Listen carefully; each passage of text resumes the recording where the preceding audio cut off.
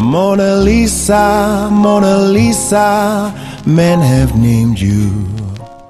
Hola YouTube, j'espère que vous allez tous très bien. Je suis trop contente de vous retrouver aujourd'hui pour un bilan culture. Je vous retrouve pour le bilan culture du mois de février, puisque nous sommes actuellement, jour où je filme cette vidéo, le 1er mars. Pour les petits nouveaux, bonjour, bonsoir, je m'appelle Capucine, j'ai 17 ans et tous les mois je fais sur ma chaîne YouTube ce que j'appelle un bilan culture. Qu'est-ce que c'est un bilan culture? En fait c'est une vidéo où je reprends toutes les expériences culturelles que j'ai pu avoir pendant le mois précédent, que ce soit de la vidéo, de la photo, de la musique, des restos, des documentaires, de tout et je vous donne mon avis, je vous en parle. Est-ce que c'est bien? Est-ce que c'est pas bien? Est-ce que ça vaut la peine de le vivre, de le voir, de le ressentir, etc.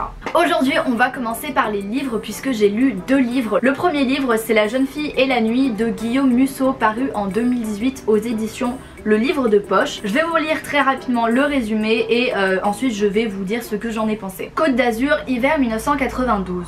Une nuit glaciale, alors que le campus de son lycée est paralysé par une tempête de neige, Vinca Rockwell, 19 ans, s'enfuit avec son professeur de philo avec qui elle entretenait une relation secrète. Personne ne la reverra jamais. Côte d'Azur, printemps 2017. Autrefois inséparables, Fanny, Thomas et Maxime, les meilleurs amis de Vinca, ne se sont plus parlé depuis la fin de leurs études. Ils se retrouvent lors d'une réunion d'anciens élèves. 25 ans plus tôt, ils ont emmuré un cadavre dans le gymnase du lycée. Celui que l'on doit entièrement détruire aujourd'hui pour construire un autre bâtiment. Ce livre je l'ai lu en janvier, donc je vais vous avouer que je ne me rappelle plus exactement quelles étaient mes réactions, mes impressions à chaud. En tout cas j'ai été déçue. Pourquoi? Parce que je trouve qu'il n'y a pas du tout assez de suspense. Tout le côté policier du roman n'est pas du tout satisfaisant. Je m'attendais vraiment à être plongée dans l'enquête et à, je sais pas, à avoir la passion, l'envie de lire, de me dire putain j'ai envie de trouver qui est-ce qui a tué qui est-ce qui a fait ça, machin. Et en fait pas du tout, je trouve que c'est très mal fait au niveau de l'enquête. Et puis même au niveau des personnages, vous savez, la construction du roman policier en lui-même, comment est-ce qu'on apprend que c'est pas lui parce qu'on s'y attendait mais en fait c'est lui et parce que c'est son cousin et machin. Je trouve que c'est très mal fait, ça donne pas du tout envie de continuer à lire le bouquin. Je l'ai quand même continué parce que j'aime bien le style, c'est un style assez classique d'écriture mais j'ai bien aimé, je trouvais les descriptions très jolies et surtout je trouve que en fait c'est un roman qui est un peu basé sur la culture entre guillemets, je sais pas comment dire mais en gros il y a beaucoup de références à des auteurs, à des gens et je sais pas, j'ai aimé et j'ai bien aimé le personnage principal, voilà, j'ai bien aimé les relations qu'il entretenait avec les personnes autour de lui. Ça m'a permis néanmoins, malgré le fait que j'ai été un peu déçue, ça m'a permis de m'évader un petit peu et de sortir de mon monde et je trouve que quand ça se passe,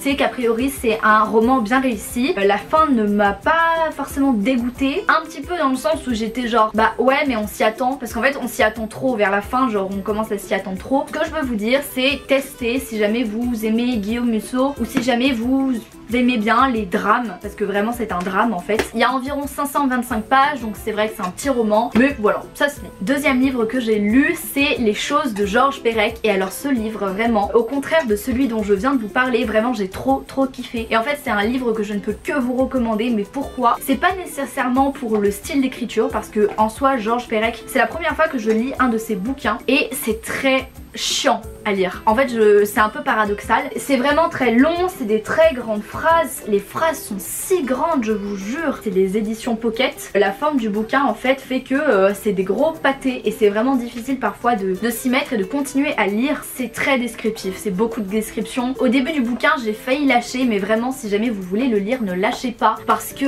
ça devient tellement bien en fait après. Je trouve que c'est chiant à lire mais en fait je ne sais pas comment vous expliquer à quel point ce roman m'a aidé parce que c'est un roman je trouve très philosophique, pas philosophique dans le sens abstrait du terme mais vraiment très sociologique et d'ailleurs c'est ce qu'il le dit, je vais vous lire le résumé. Dans ce récit si simple et si unique il convient d'en souligner l'originalité profonde. Georges Perec tente, le premier avec cette rigueur, de mettre au service d'une entreprise romanesque les enseignements de l'analyse sociologique.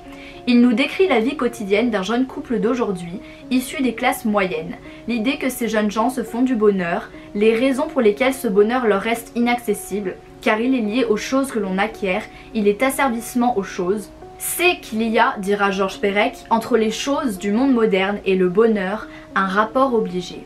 Ceux qui se sont imaginés que je condamnais la société de consommation n'ont vraiment rien compris à mon livre. Mais ce bonheur demeure impossible, car dans notre société capitaliste, c'est choses promises ne sont pas choses dues. À la fin, après l'avoir lu, j'étais là mais waouh. En fait ça ouvre les yeux sur des choses auxquelles on pense mais pas nécessairement dans ce sens là. L'histoire est très basique, ça parle d'un couple qui désire toujours plus que ce qu'il n'a déjà et qui est donc tout le temps frustré, mais je trouve ça puissant, je trouve ça intéressant, constructif et ça fait réfléchir, je vous le conseille. On va maintenant passer à YouTube. Tout d'abord je voulais vous parler très rapidement de quelques courts-métrages chaîne YouTube que j'ai aimé et que j'ai regardé. Le premier court-métrage que je vous conseille c'est Polaroid de Arnaud Calistri sur YouTube. Je vous mettrai bien évidemment toutes les références, tous les liens de tout ce dont je parle dans la barre d'infos, dans la description, je vous invite à aller voir. C'est l'histoire d'une femme en fait qui acquiert un Polaroid en fait et qui en prenant des photos de la vie de tous les jours va réaliser quelque chose de très intéressant. Donc voilà, je vous conseille. Ensuite une mini-série sur YouTube que j'ai vraiment trouvé très drôle et que j'ai kiffé, c'est du youtubeur Kian, je sais plus c'est quoi son deuxième nom. Vous le connaissez peut-être de la série Bref qui a été diffusée sur Canal+, série très connue que je recommande d'ailleurs. Mais là la série dont je voulais vous parler c'est une série qu'il a réalisée au début de YouTube parce qu'il est là depuis vraiment le début et donc ça s'appelle le Festival de Cannes au lieu du Festival de Cannes puisqu'en fait il parle de films avec humour, c'est des vidéos qui durent 1 minute 30.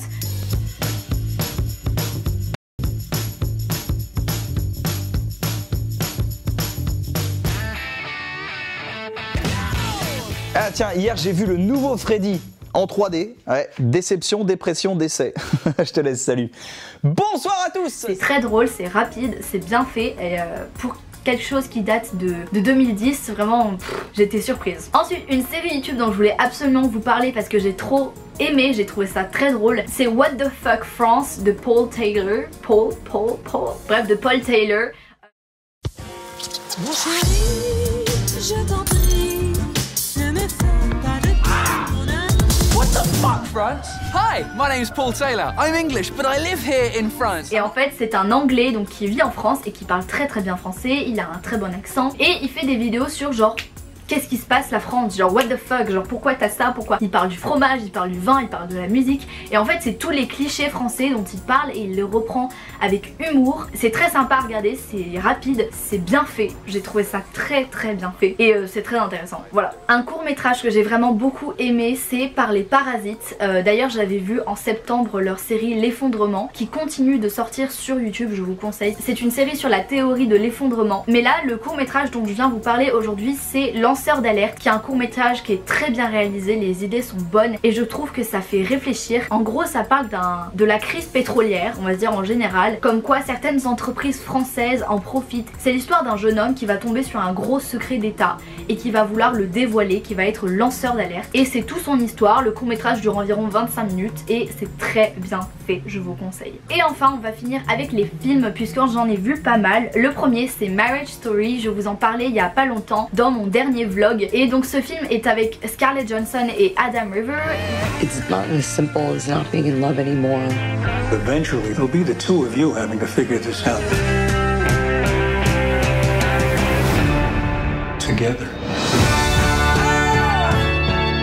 Il est sorti sur Netflix récemment et donc ça raconte l'histoire d'un couple d'adultes aux États-Unis qui va divorcer. Comme je le disais dans mon vlog, il fait 2h15 et c'est très long, il y a beaucoup de longueur mais c'est très bien fait, c'est intéressant, il y a des scènes qui sont puissantes, qui vous remuent, vraiment, c'est bien joué. Je pense qu'il y a plein de scènes qui auraient pu être enlevées parce que vraiment j'insiste, les longueurs, mais waouh, c'est un film à voir, je pense, que vous ayez des parents qui divorcent ou qui soient divorcés ou non, c'est vraiment très intéressant et très touchant. Ensuite j'ai vu le film Demain tout commence avec Omar Sy qui était sorti il y a quelques années.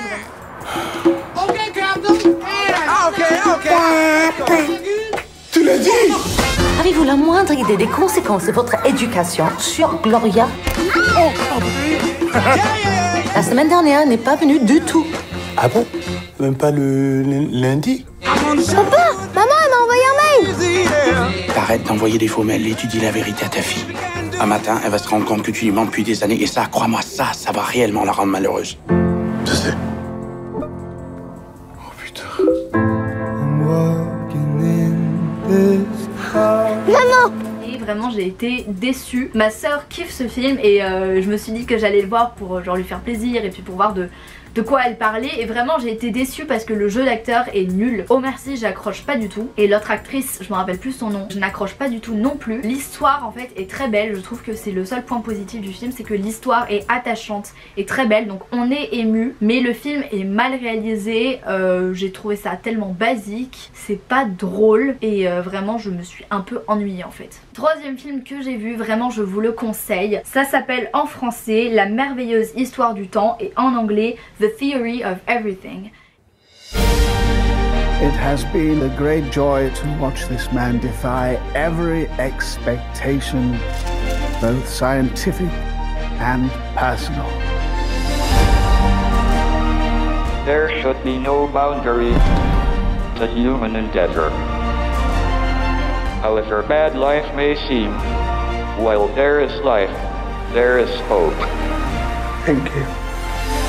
Et c'est donc avec ce fameux acteur très connu qui joue très bien, que j'aime beaucoup. En fait ça raconte l'histoire de Stephen Hawking qui était un physicien je crois, je vais pas m'aventurer parce que je ne connais pas son histoire par cœur, mais c'était un physicien qui en fait a fait une théorie sur le temps. Qu'est-ce que le temps, comment le temps est né, est-ce que le temps avait un début, est-ce qu'il aura une fin, etc. Et c'est donc un monsieur qui a existé et qui surtout était atteint d'une maladie très grave. Je me rappelle plus le nom de la maladie mais je vous le mets juste ici. Il était atteint d'une maladie qui le paralysait en fait. Et donc il y a un film qui dure environ 3 heures, entre 2 et 3 heures. Je me rappelle plus, c'est très long mais qui est tellement bien fait. Vraiment je vous le conseille, il est sur Netflix, allez le voir. C'est super bien joué, l'actrice elle est incroyable, elle joue très bien. Et alors cet acteur, mais je sais pas comment il a fait, honnêtement je trouve ça incroyable. J'ai été très remuée, c'est une belle histoire. C'est important de connaître cette histoire parce que c'est quelqu'un qui a été important, qui a apporté beaucoup au monde de la mathématique, de la physique, etc. Je trouve cette histoire passionnante, magique.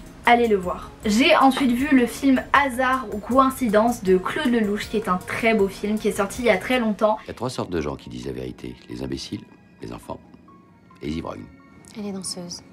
Tandis que les hasards et les coïncidences, eux, ils se trompent pas, ils sont beaucoup plus forts que nous, ils peuvent prévoir des siècles à l'avance.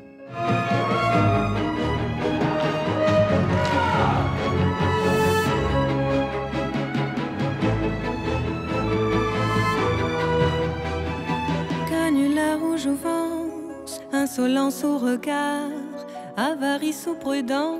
Et je voulais vous en parler parce que j'ai été très touchée, j'ai trouvé ça très bien réalisé, très original et très profond, vraiment, avec beaucoup de sens. Et d'ailleurs j'en ai fait une photo sur Instagram, je vous mets mon Instagram juste ici. J'ai fait une description et je parle du film, donc je vous invite à aller voir parce que vraiment j'ai été tellement, je sais pas, j'ai tellement aimé. C'est donc un film pareil, assez long, avec 2 bons acteurs, vraiment ils jouent très bien. C'est l'histoire d'une femme qui était danseuse auparavant et qui a cessé la danse puisqu'elle a un fils maintenant. Elle a perdu son mari, je ne me rappelle plus si elle s'est séparée de lui ou s'il est mort, et elle va en fait rencontrer un homme, un peintre à Venise, et ils vont tomber amoureux l'un de l'autre et va s'en suivre une très belle histoire puisqu'en fait c'est beaucoup de retournements et la vie de cette femme est assez incroyable puisqu'en fait elle va survivre à beaucoup de choses et en fait elle va constamment se balancer entre la mort et la vie puisqu'elle va... En fait la vie pour elle ne tient qu'à un fil, elle est littéralement très triste par beaucoup de choses. Au début du film on comprend pas, il y a plusieurs images qui n'ont aucun sens, aucun rapport et en fait c'est tellement bien fait qu'au fur et à mesure que le film se construit,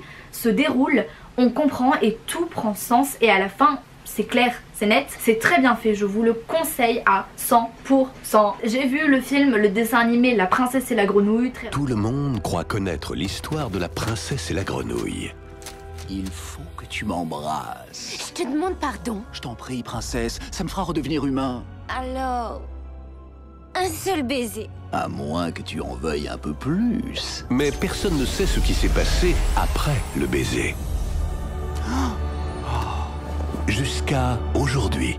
Comment t'as fait pour grimper là-haut? Et moi, comment j'ai fait pour tomber si bas avec...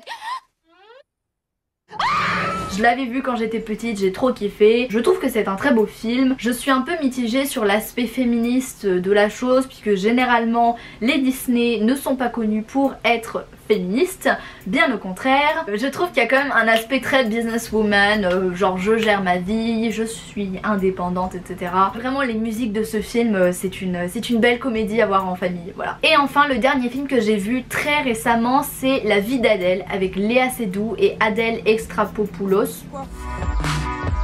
On est bien là.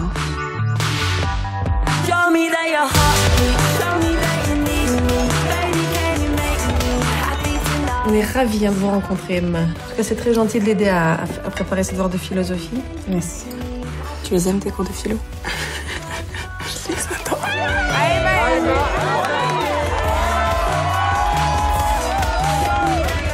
Ça va pas? Tu dis que t'avais honte d'être avec une fille. Non, j'avais pas honte, c'est juste que Ça fait combien de temps que tu me prends pour une conne? Qui dure très longtemps. Pourquoi est-ce qu'ils font des films aussi longs? Franchement, je ne comprends pas. Genre, arrêtez de faire des films qui durent 2-3 heures. Parce que au bout d'un moment, on se fait chier. Il y a toujours des longueurs. Et il n'y a pas besoin d'autant de temps pour raconter une histoire. Mais bon, bref, c'est un film qui est très beau, très bien. La fin m'a carrément déçue. La fin, j'ai pas compris.